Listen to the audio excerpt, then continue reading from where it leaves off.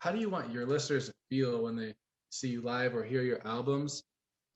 It's taken in that same vein, but also do you feel that the way that you are feeling matters in the way that the listener will hear and feel your music, whether that's live or a recording? You know what I'm saying?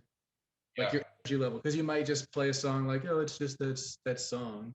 Okay, whatever. This is so boring. Or you could just love it because you love music, no matter what it is. Maybe it's just one basic chord, and it could be advanced or this or that. But just you put that love in the music, and do you feel that the listener would feel something different between those two ways of being? You feel that would come Yeah. through? Yeah, I got you. I think that, the type of first part of the question, the type of music I make is feel good music.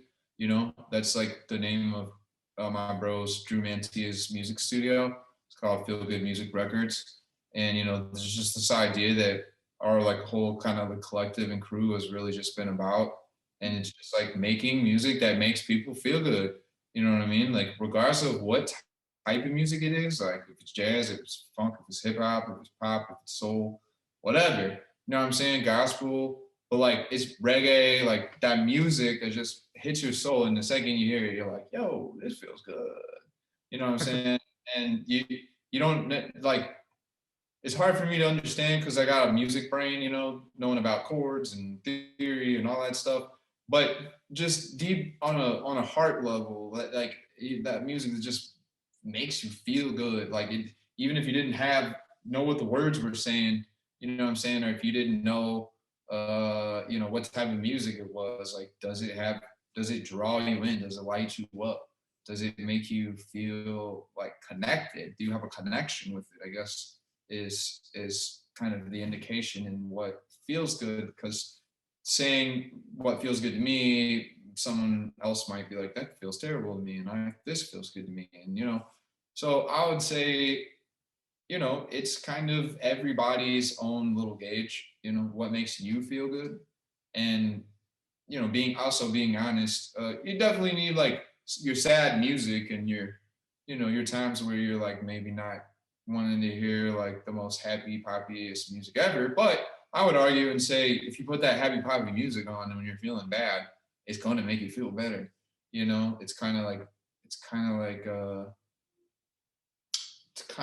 of like well, I try not to say medicine because I don't want to be a doctor or anything like that, because it's definitely not what I am. But I will say that the effects of music can definitely have positive benefits on your actual physical well-being. So I would promote, I would like, if somebody was having a bad day, I would say, you know what, you should listen to reggae. And if they said they didn't like reggae, I would say just listen to it for an hour. Some medicine, it doesn't taste good, but it works. You know what I'm saying? And when you, after a while, like after you tasted it for a minute, you won't mind the taste as much. And because of how good it makes you feel, then you'll be like, yo, I don't know. Like, I never thought I liked reggae, but then like the way it makes me feel after I listen to it for an hour, and like I feel better. I can't argue that it doesn't make me feel better. You know what I'm saying? So, and I'm not saying this personally because I love reggae. Like, I love reggae so much.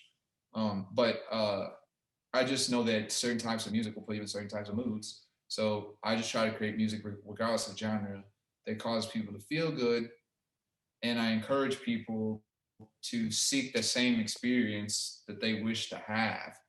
It's like, if you want to feel bad, then I guess keep listening to music that promotes messages that make you feel bad. You know what I'm saying? And sometimes that might be appropriate. Like, we've all had those times where it's like, yo, I don't want to be happy right now. I just want to be sad for a second. And that's okay. You know what I mean? But you can't live there. You can't live your whole experience from that place, and then start resenting life and wonder why your life sucks. And it's like, well, all you ever do is listen to sad, depressing music. You know, so I guess, like, yeah, I would just say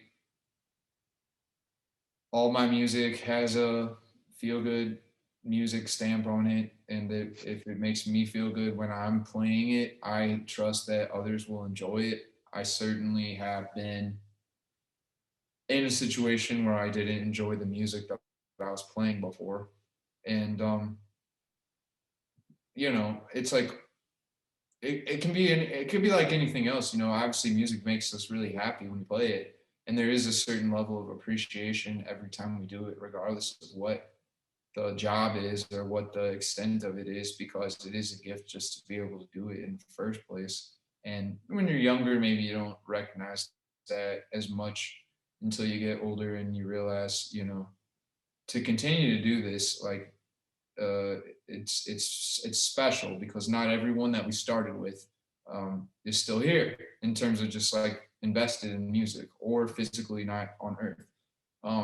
So it's just there's an appreciation in that, and then just knowing that when you're able to feel clear, like every time I step on stage, I don't feel good. You know what I'm saying? Like I don't always step on stage and be like, oh man, like I'm feeling great. But what I always, always, always make sure that I do before I get on stage is make sure that I feel clear. You know what I'm saying? Make sure that my energy is in a way where I know once I connect that I'm going to be a clear, and I'm not going to let whatever is affecting me as a human outside of the performance or the stage or the experience, really the experience, conversation, I should say, with the other musicians and with the audience. I don't want to let any of that stuff be in the way, because then, yeah, people will feel that. It'll cause like an awkward experience. I've definitely felt it before, and had to learn about that by not being able to control the clarity of my emotions while on stage. But now I've grown to a place that the responsibility of the directive of playing music, of sharing my music, it's so important that anything or anyone else that might be a distraction to that, in a short term to a long term sense, I can go without or take a back seat for or put on timeout and keep objectively clear from my kind of like sanctuary or my space. Not saying that like you go inside of music and ignore your problems. Jade. Almost done. But yeah, that's in a nutshell, man. Feeling good. If you feel good, the audience is gonna feel good, and Right. that's where it goes. What's up, Jade? Sorry about that. Yeah, he couldn't hear you there. Say hi, Ryan. Hello. Hi, Oh, buddy. What's up? How are you? you good? You good? He's a funny guy. Here's a little future little musician, I guess. Maybe. Oh yeah, man, for sure. You play the drums? You sing? You play the piano? Oh yeah. Oh yeah, man. I already know, man. He's gonna put both of us under the table. We're gonna be like, oh man, this guy. Dude. Well, we'll see what happens. I pay attention to the Victor Wooten life and Jacob Collier and all the people who started youngest, in that environment. So it's exciting to have my baby hear stuff like this. Like I'll be editing this video later and you'll be talking about this and he'll hear it in the background. That's beautiful programming. Like I want him to hear these things. Yeah. Totally, So man. And I would hope that other people, like, there should be some kind of I feel like there should be more education on sound therapy, like in general for people, like, because a lot of times parents don't even really understand what they're programming their kids with when they just stick a screen in front of them. You know what I'm saying? And then they put these catchy little messages and songs and stuff, and you're like, this is terrible. You know what I'm saying? Like, so it's like there's I don't know.